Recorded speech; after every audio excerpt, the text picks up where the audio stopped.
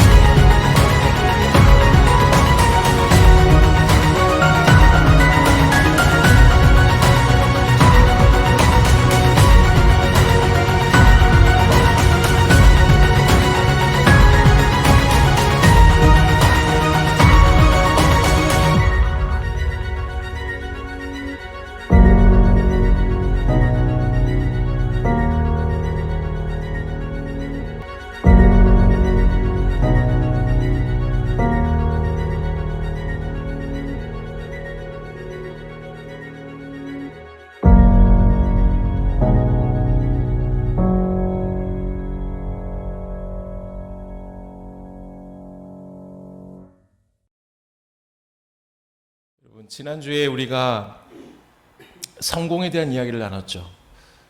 세상 사람들의 성공은 고급차를 타냐, 어떤 것을 소유하고 있느냐, 그것이 기준이 되지만 하나님 믿는 우리에게는 방향성이라고 얘기했어요. 내가 지금 예수님의 길을 걸어가고 있느냐, 내가 진짜 하나님의 뜻대로 살아가고 있느냐, 이것이 성공의 기준이 된다라고 나눴습니다.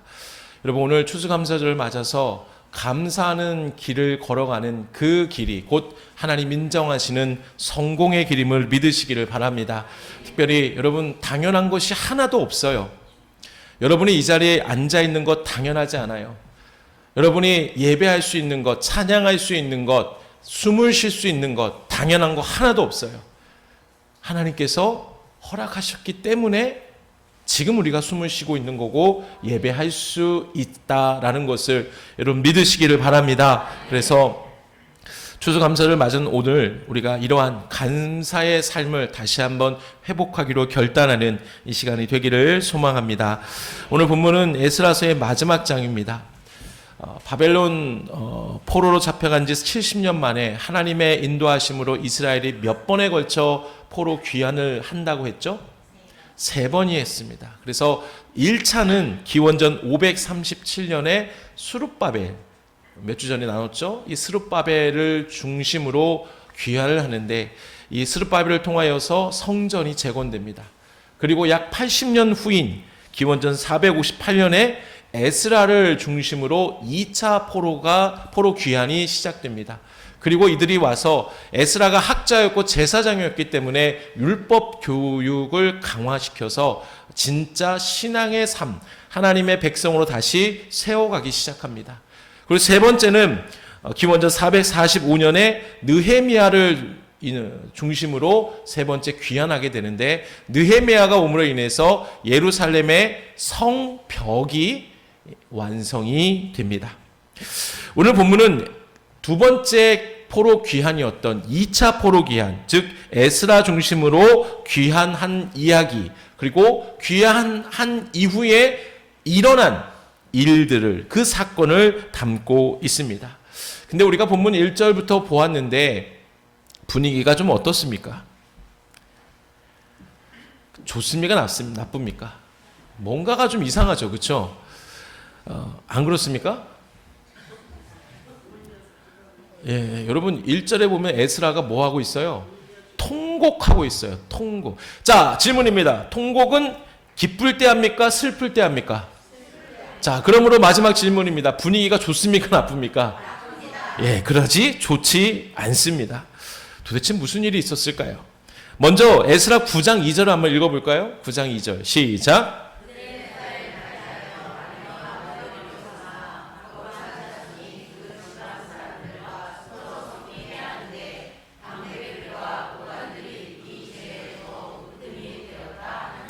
아멘. 1차 포로 귀환 후로부터 2차 포로 귀환이 이루어지는 동안에 이들은 하나님께서 금지시킨 것이 있는데, 그것은 이미도 예루살렘에 살고 있었던 부족, 9장 1절에 보면 그들이 가나안이다, 여부수다, 암몬, 애굽, 아모리 사람들이다, 이런 사람들과 결혼을 하고 살고 있었던 거예요.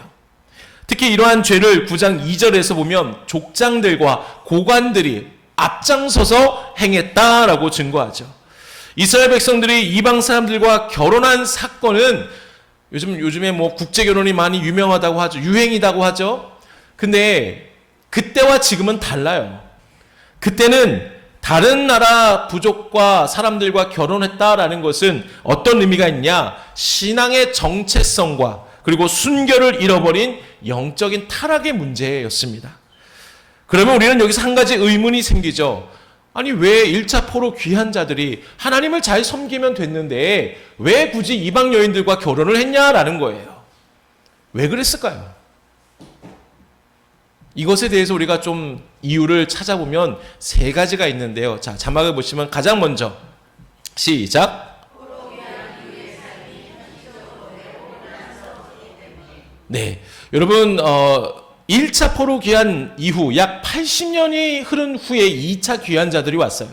80년의 생활이, 그 세월이 절대로 짧지 않죠. 근데 1차 포로 귀환한 사람들이 그들 안에는 돈이 많은 사람도 있고 가난한 사람도 있었어요. 그리고 땅은 이미도 다 황폐화되었기 때문에 땅을 개간해서 어떤 열매를 얻기가 쉽지 않았어요. 그러므로 가난한 사람들이 살기가 매우 어려웠어요.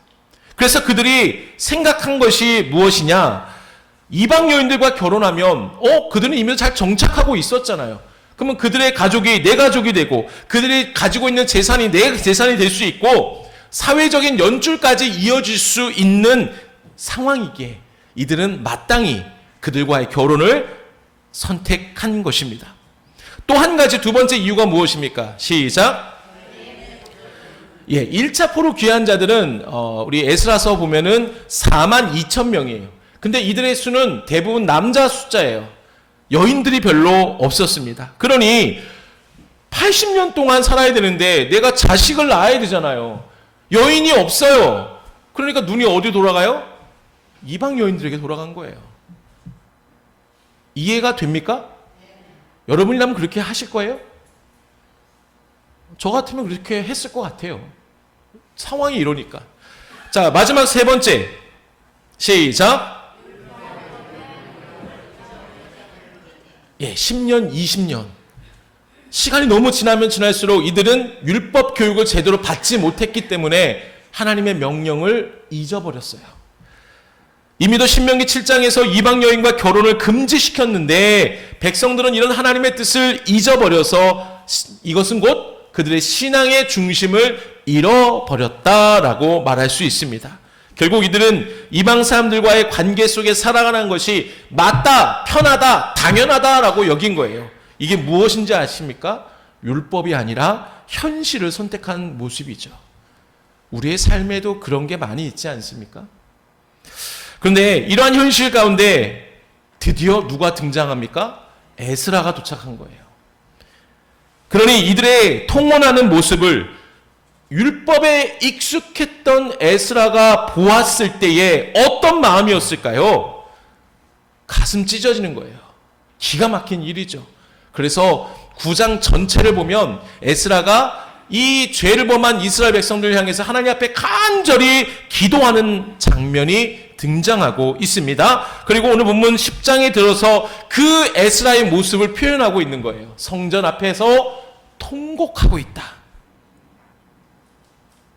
근데 잘 보시면 에스라 혼자 통곡한 게 아니라 에스라와 함께 다른 사람들도 통곡하는 모습을 발견해요. 우리 1절을 다시 한번 읽어볼까요? 시작.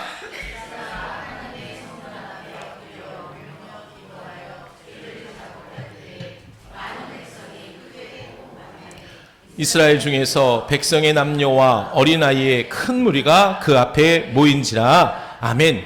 여러분, 이들은 자신들이 이방 여인과 결혼하여 하나님의 법을 어긴 것을, 그 죄를 인정하고 에스라 앞에 나온 것이에요. 여러분, 여기서 우리에게 너무나 중요한 하나님의 은혜를 깨닫게 돼요. 그것은 회개가 바로 감사의 시작이다라는 겁니다. 오늘 말씀의 제목이 뭐죠? 감사의 시작이에요. 회개하는 것이 감사의 출발이다라는 겁니다. 감사는 분명 하나님이 주신 은혜를 깨닫는 그 순간에 시작되는 거예요. 그렇지 않고 내가 감사하다라는 것은 형식적인 것이죠. 진실하지 못한 것이죠. 진짜 내 마음속에 감동이 있을 때에 그 하나님의 은혜를 깨닫는 그 순간에 내가 감사합니다 라고 고백하면 그게 진짜 감사인 것이죠. 그리고 그 은혜를 오늘 본문을 근거로 보면 놀라운 그 은혜가 무엇이냐? 내가 감사할 수 있는 은혜, 그게 뭐냐? 죄를 깨닫게 하시는 은혜라는 거예요. 1절에서 이들이 통곡하는 에스라를 보고 자기의 죄를 인정해요. 근데 그 인정하는 것이 자기들이 그냥 마음대로 가서 한 게 아니에요. 성경 전체를 보면 그들이 죄를 인정할 수 있었던 것은 바로 이 이유 때문이다라고 증거하고 있어요. 로마서 2장 4절 볼까요? 시작. 하나님의 인자하심이 너를 인도하여 회개하게 하심을 알지 못하여 그의 인자하심과 용납하심과 길이 참으심이 풍성함을 멸시하느냐. 아멘. 여기서 중요한 단어가 인자예요. 자막을 볼까요? 인자라는 말은 히브리어로 여러분 좀 들어보셨을 거예요. 뭐예요? 헤세드. 다른 말로 자비라는 뜻이에요. 그 어떤 의미가 있습니까? 시작. 회복시켜 주시려는 하나님의 속성. 이게 바로 헤세드라는 거예요. 인자하심이에요. 자비하심이라는 거예요. 이러한 인자하심이 작용하여서 사람의 마음을 움직이게 하심으로, 그래서 그 사람이 내 죄를 깨닫고 돌이켜 하나님께로 향하는 바로 그 회개로 이어지게 하시는 말씀이 로마서 2장 4절이죠. 다른 말로 하면, 여러분 다시 정리하면 1절에 보면은 이들이 자신의 죄를 인정한 것은 자기 스스로 한 게 아니라 누가? 하나님의 헤세드의 은혜가 그들에게 임했기 때문에 죄가 죄인지를 깨닫게 된 것이에요.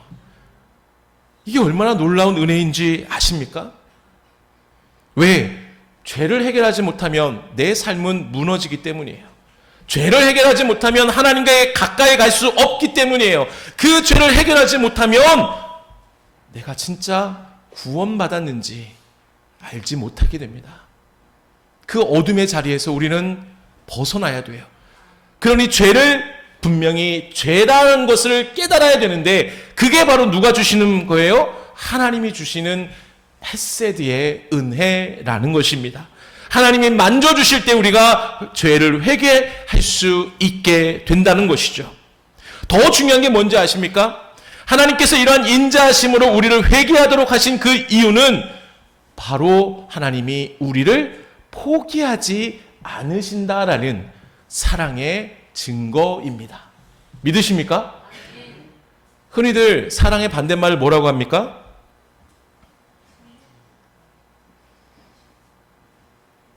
네, 답도 나왔어요. 어딘가에서 답이 나왔어요. 자, 사랑의 반대말은 뭘까요? 하유라, 사랑의 반대말이 뭘까? 그렇지. 모를 수 있죠. 사랑의 반대말은 미움, 질투, 시기가 아니에요. 사랑의 반대말은 무관심입니다. 그 사람이 잘 되던 그 사람이 망하던 나랑 무슨 상관인데, 아예 신경을 쓰지 않는 것이 바로 무관심이고 사랑의 반대라는 거죠. 여러분, 이를 근거로 하나님께서 하나님의 인자하심의 속성으로 성령을 통해 우리 마음에 죄에 대해 찔림을 주시고 회개하도록 하신 것이 바로 우리를 여전히 난 너를 포기하지 않아, 난 너를 너무나 사랑해 라는 증거 아닙니까?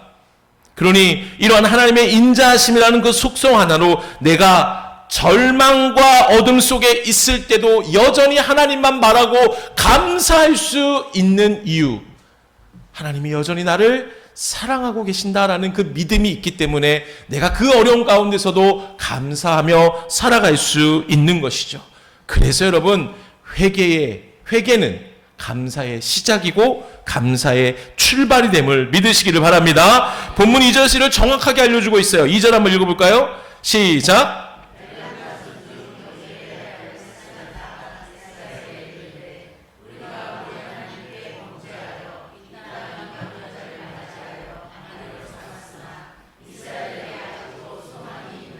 아멘. 이들이 고백하여 우리가 비록 죄를 범했지만 우리에겐 소망이 있습니다 라고 고백해요.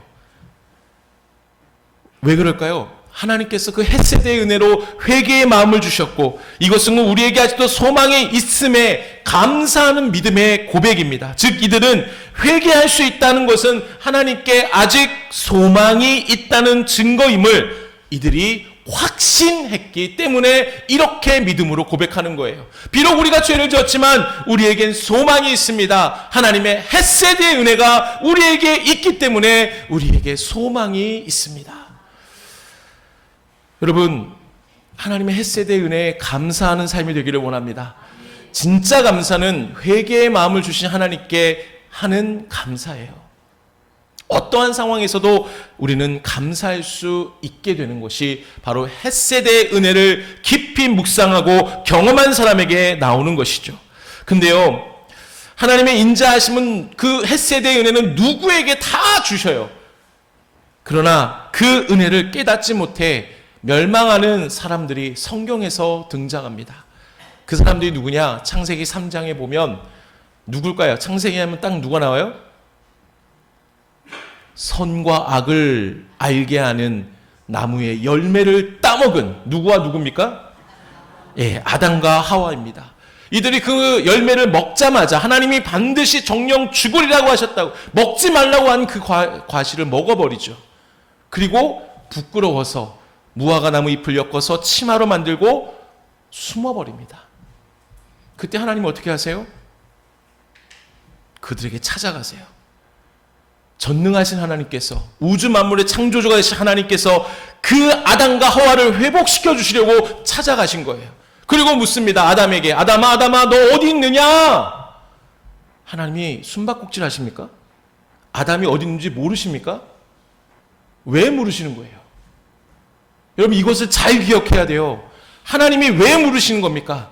너 지금 네가 있는 그 어둠의 자리, 죄로 인하여 있는 절망의 자리에서 빨리 일어나 너의 죄를 자백하고 나에게 나아오라. 그러면 내가 너를 용서해 줄게. 그 의미로 하나님께서 아담에게 말씀하시죠. 너 지금 어디 있느냐? 근데 아담은 뭐라고 합니까? 그거 제가 한 게 아니에요. 하나님이 만들어주신 저 여자가 그랬어요. 하나님 뭐라고 하세요? 아무런 말씀 안 하세요. 그리고 하와에게 가세요. 여자에게 가세요. 너 왜 그랬냐? 또 물으세요. 이게 무슨 의미라고요? 내가 너를 회복시켜 줄 거니까 너의 자리에서 일어나서 너의 죄를 자백해. 회개해. 내가 다시 회복시켜줄게. 그 의미로 물어보시는 거 아닙니까? 근데 하와가 뭐래요? 뱀이 그렇게 했습니다. 뭐예요? 내 죄를 인정하지 않는 거예요. 그리고 하나님 더 이상 말씀 안 하시고 누구에게 가요? 뱀에게 가요. 뱀에게 뭐라 부르실까요? 너 왜 그랬느냐 물으십니까? 아니에요. 즉시로 저주하세요. 즉시 저주하세요. 왜? 하나님의 헤세드의 은혜는 그 대상은 오직 사람밖에 되지 않기 때문이에요. 인자하심의 은혜는 하나님의 형상대로 창조하신 인간에게만 주시는 은혜예요. 동물에게는 절대 안 주세요. 즉시 저주하십니다. 결국 이들은 자신의 죄를 인정하지 않아 어떻게 됩니까? 에덴 동산에서 쫓겨나게 됩니다. 사랑하는 여러분, 감사의 출발은 나에게 하나님의 놀라운 인자하심의 은혜, 그 자비의 은혜로 내가 회개의 자리로 나아가 죄의 용서의 은혜를 잊게 되었음을 믿는 것에서 시작된다라는 것을 기억하시기를 바랍니다. 회개하도록 성령의 역사가 임했다라는 것은 아직 하나님께서 우리를 사랑하신다는 증거이고 이것이 우리에게 소망이 되기 때문에 우리는 어떠한 상황 가운데서도 감사할 수 있는 것이죠. 할렐루야. 그러기에 여러분, 나의 죄를 용서해 주신 하나님을 기억하며 감사하시기를 바랍니다. 내 마음에 죄에 대해서 자꾸만 찔림이 있다면 하나님이 나를 회복시켜 주시려는, 여전히 나를 사랑하고 계신다는 증거임을 믿고 죄를 자백하시기 바랍니다. 회개의 자리로 나오시기 바랍니다. 그래서 그때 용서받고 내 삶이 회복될 때 그 어떤 누구에게도 어떤 상황에서도 감사할 수 있는 삶을 살 수 있게 되는 것이죠. 여러분 옆에 분과 인사할까요? 하나님 아직 나를 고치고자 하시는 그 사랑에 감사합니다. 옆에 분과 인사하시라고요. 하나님 아직 나를 고치고자 하시는 그 사랑에 감사합니다. 여전히 여러분을 사랑하고 계세요. 자꾸만 죄에 대한 찔림이 있다면 하나님이 여러분을 사랑하신다는 증거입니다. 마지막 한 가지만, 시간이 지났지만 한 가지만 더 보기를 원합니다. 에스라는 이스라엘 백성들이 회개할 마음이 있음을 보고 모두 예루살렘으로 모이라고 명령합니다. 그 명령은 너무나 단호했습니다. 너희들 만약 모이지 않는다면 그 재산을 빼앗고 우리 공동체에서 다 쫓겨남을 받을 거야, 당할 거야 라고 엄히 경고합니다. 그 이후에 이스라엘 백성들이 모두 예루살렘 광장에 다 모입니다. 이렇게 모인 백성들의 모습을 에스라서 10장 9절에 이렇게 표현하고 있어요. 같이 읽어볼까요? 시작.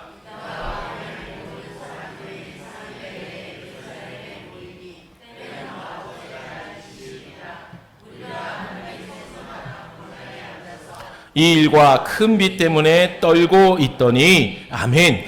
여기서 말하는 아홉째 달 20일은 요즘 태양력으로 말하면 12월 중순이에요. 12월 중순 추울까요? 따뜻할까요? 추워요. 그 추운 가운데 또 뭐가 내리고 있었어요? 비도 내리고 있었어요. 그래서 백성들은 비를 맞으며 추위 가운데 떨고 있었습니다. 추운 날씨 비를 맞고 서 있는 것은 절대로 쉽지 않죠. 하지만 이들은 그 자리에 서 있었습니다. 왜 이렇게 서 있었습니까? 이에 대한 대답이 곧 앞에서 살펴본 회개를 통해 하나님의 소망이 여전히 우리에게 있음을 온전히 믿은 성도들에게 자연스럽게 나타나는 그 다음에 이어지는 행동이에요. 그게 뭘까요? 하나님의 인자하심, 자비로우심의 은혜가 너무나 커서 진심으로 내 마음속에 일어나는 감사의 그 삶을 살아가는 사람들은 그 다음에 이런 행동이 이어지게 돼요. 그게 무엇이냐? 따라해볼까요? 순종. 11절 12절 읽어보겠습니다. 시작. 하나님 앞에서 죄를 자복하고 그의 뜻대로 행하여 그 지방 사람들과 이방 여인을 끊어버리라 하니 모든 회중이 큰 소리로 대답하여 이르되 당신의 말씀대로 우리가 마땅히 행할 것이니라. 아멘. 보세요 여러분, 이들은 추운 날씨에 비를 맞고 힘들게 서 있었습니다. 이때 이들에게 에스라가 명령해요. 너희 죄를 회개하고 그의 뜻대로 이방 여인을 다 끊어버리라. 그러자 모두 비를 맞으며 서 있는 백성들이 뭐라고 합니까? 큰 소리로 우리가 마땅히 그렇게 하겠습니다. 순종하지 않습니까? 이 말씀에서 감사가 행동으로 드러나는 장면을 발견하게 되는 것이죠. 백성들은 단지 마음으로만 죄송합니다 라고 한 것이 아니에요. 이방 여인을 끊어버려서 하나님의 백성으로 살아가겠다는 하나님과의 언약을 새롭게 맺고 순종하기로 결단하는 모습입니다. 말로만 감사하지 않았다는 거죠. 실제로 10장 후반부에 보면 이들 모두가 이방 여인과 심지어 그 이방 여인 사이에서 태어난 자식들까지도 다 끊어버리는 결단을 하게 됩니다. 우리의 삶을 돌아볼까요? 우리가 비록 죄로 인해 절망과 어둠의 삶, 좌절의 삶 가운데 머물고 있었지만 하나님은 우리를 포기하지 않으셨어요. 하나님은 하나님의 인자하심, 그 헤세드의 은혜로 우리 마음의 죄를 깨닫게 하시고 회개하게 하심으로 우리를 회복해 주시려 하는 변함없는 사랑이 어제도 있었고 오늘도 있고 내일도 이어지고 있습니다. 이 놀라운 은혜를 믿으십니까? 그러니 십자가를 생각할 때마다 내 마음의 감사와 기쁨이 얼마나 넘치고 있습니까? 그러면 우리가 말로만 아니라 순종해야 되지 않을까요? 순종의 삶으로 이어져야 하지 않을까요? 내가 순종을 잘 못한다면 내 안에 진정 구원에 대한 감사의 은혜가 얼마만큼 있는지를 먼저 점검해야 돼요. 여전히 내가 세상 것과 하나님과 그 사이에서 갈등하고 있다면, 아니면 둘 다 섬기고 있는 혼합적인 삶을 살고 있다면 우리는 결단해야 돼요. 내가 진정 구원의 은혜에 감사하는 삶을 살고 있는가? 내가 진정 세상의 것을 포기하고 하나님의 것을 내가 지키며 살겠습니다 결단하는 순종의 삶을 살고 있는지를 여러분 우리가 돌아봐야 하는 것이죠. 우리가 순종이 넘치기를 원합니다. 네, 여러분 감사의 진실된 고백이 있는 사람이 자연스럽게 순종으로 이어지는데, 가장 그 순종의 겉으로 보여지는 모습이 어떤 모습이냐? 그런 사람은 예배에 목숨을 걸어요. 내게 주신 은혜가 얼마나 큰데 내가 어떻게 하면 하나님께 그 은혜를 다 갚을 수 있을까? 가장 좋은 게 뭐예요? 예배예요. 그래서 예배를 이렇게 표현할 수 있습니다. 자막을 보시면 예배를 이렇게 표현할 수 있어요. 시작.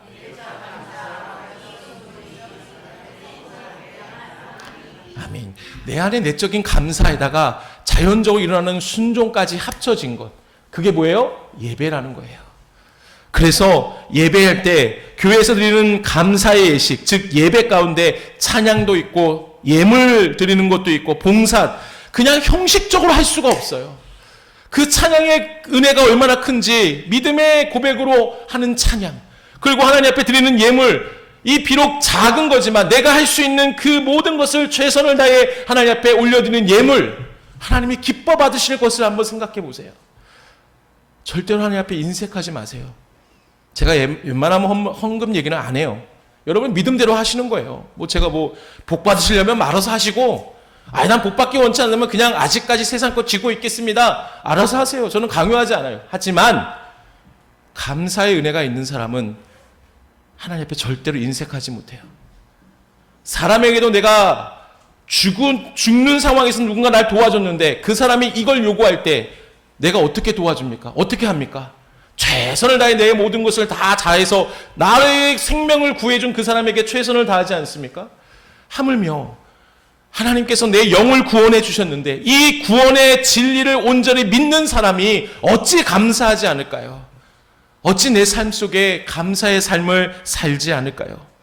그러니 그런 사람들이 예물뿐만 아니라 교회 봉사도 열심히 할 수밖에 없어요.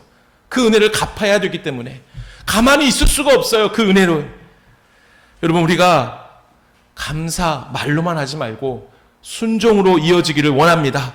그러기에 헷세대의 은혜를 정확하게 믿고 그 은혜로 살아가는 우리가 되기를 간절히 소망합니다. 말씀을 정리합니다. 에서 10장 17절 한번 읽어볼까요? 시작.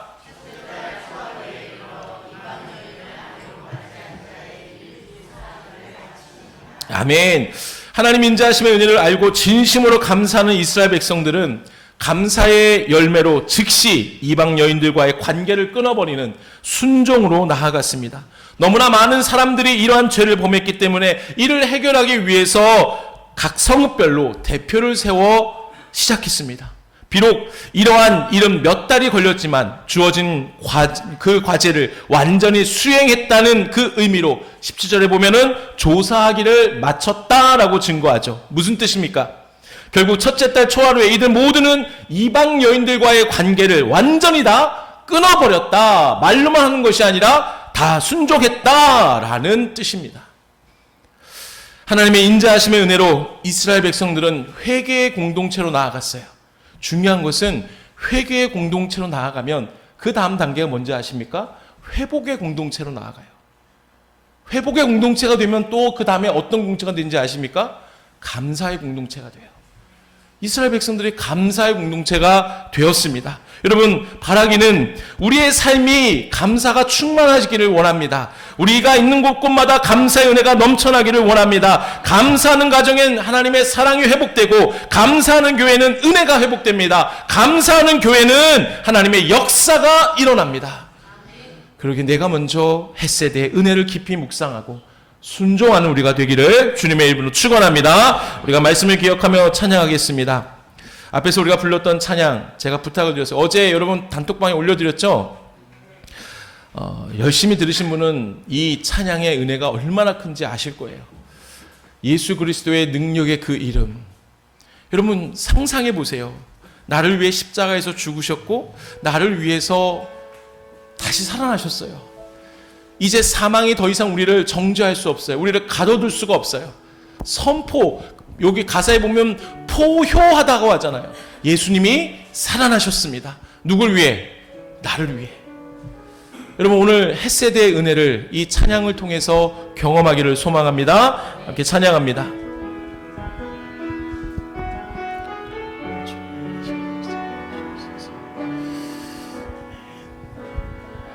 깊은 절망의 수렁 가운데 주님께 갈 수 없던 우리 어두운 밤 중에 하늘을 향해 주의 이름 나 부를 때 어둠을 뚫고 오신 주 사랑 나의 절망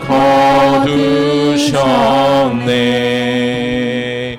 주님의 공로 다 이루셨네. 주 예수 나의 산소망. 할렐루야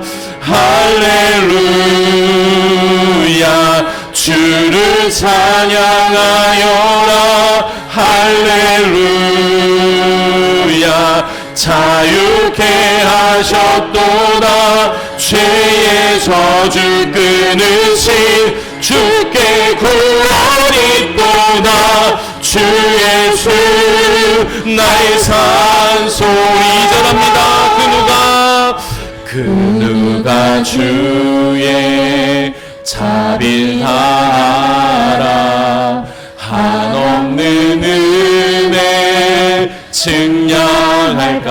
아멘. 영광을 떠나 이 땅에 오신 죄가 되신 구주 예수. 주의 십자가 내게 말하네.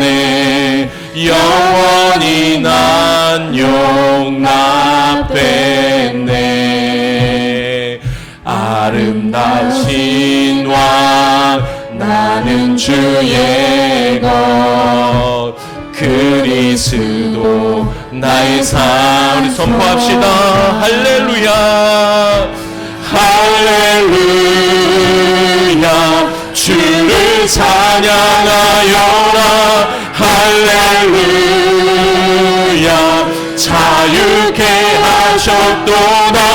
죄의 저주 끊으신 주께 구원이 또다. 주 예수 나의 산소.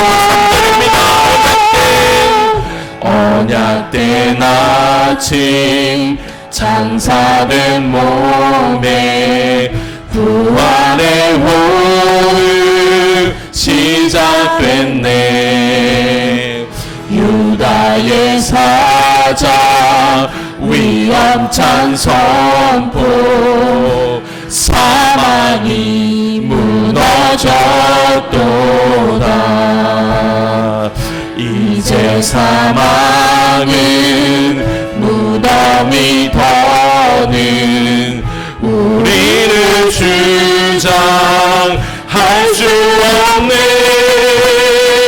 유다의 사자 위험찬 포 사망이 무너져도 아멘. 사망이 무너져도 주 예수 승리하셔. 할렐루야 아멘. 할렐루야 주를 찬양하여라. 할렐루야 자유케 하셨도다. 죄의 저주 끊으신 주께 구원이 또다. 주 예수 나의 산 그리스도 나의 산소망 그리스도 나의 산소 당신은 나의 산소망 당신은 나의 산소망. 우리 함께 기도합시다. 오늘 이 시간에 헷세대의 은혜를 깊이 묵상하기를 원합니다. 내가 구원받은 것이 내 스스로 한 것이 아니라 하나님의 놀라운 그 헷세대의 은혜, 나를 다시 세워주시려는, 나를 포기하지 않고 다시 우리에게 소망을 주시는 그 사랑의 하나님의 은혜임을 믿고, 하나님 우리가 그 은혜를 깊이 묵상하며 나를 구원해 주신 하나님께 감사합니다. 하나님 우리의 감사의 모든 시작이 바로 이 회개의 은혜임을 기억하며 헷세대의 은혜를 기억하며 날마다 어떤 상황 가운데서도 내가 감사하며 살겠습니다. 또한 감사와 순종의 삶으로 이어가겠습니다. 우리가 주여 한번 외치고 이 시간 기도하겠습니다. 주여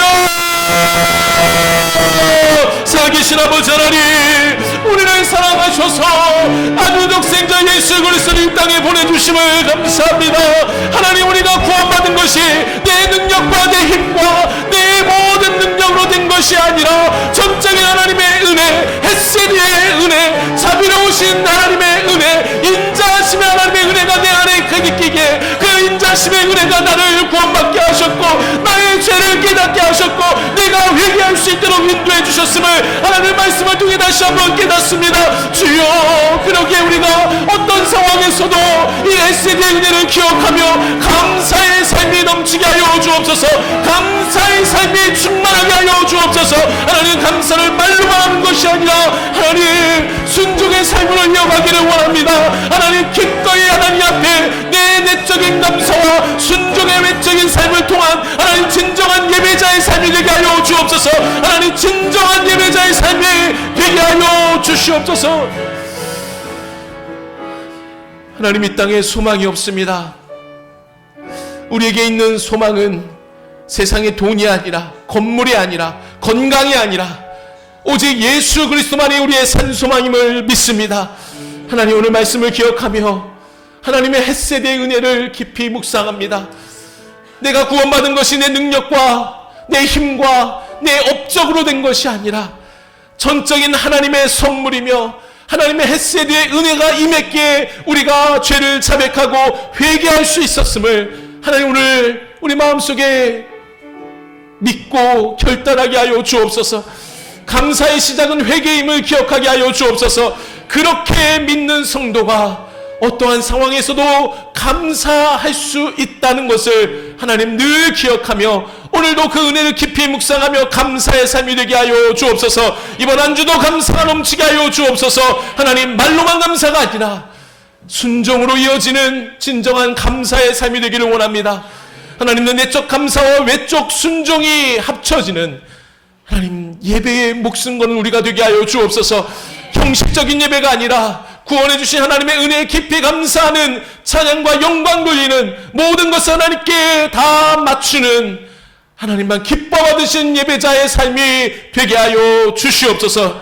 지금은 예수 그리스도의 은혜와 하나님의 크신 사랑하심과 성령님의 인도 교통하심이 오늘 말씀을 기억하고 내가 회개의 그 놀라운 은혜, 헷세대의 은혜를 기억하며 모든 상황 가운데 감사하겠습니다. 그리고 말로만 감사가 아니라 순종하겠습니다. 결단하는 우리 모든 믿음의 성도들 머리 위에, 저들의 가정과 일터 위에 영원토록 함께 하실 것을 간절히 축원하옵나이다. 아멘.